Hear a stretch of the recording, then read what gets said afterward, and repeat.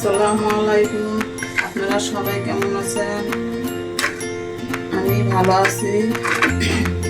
আমি পিঠা নিয়ে আসছি। আমার বান্ধবী পিঠা দিছে, এটা নকশি পিঠা।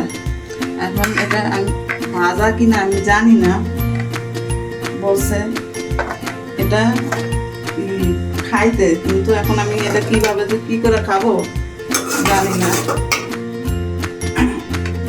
আর এটা মুখে দিয়ে দেখছি একটু চিনি চিনি মিষ্টি মিষ্টি লাগে।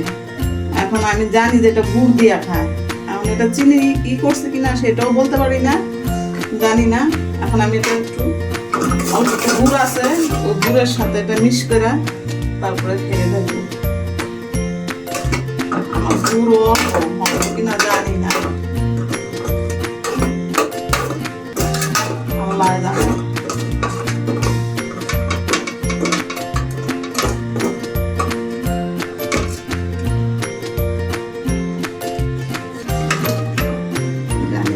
এরকম করব।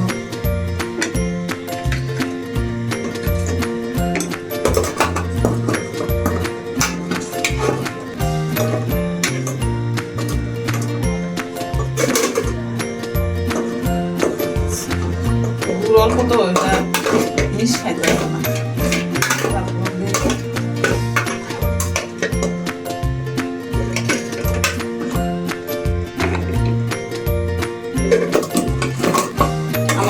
গুড় ছিল, ওটা দিয়ে পিঠাটা মাখায় নিছি।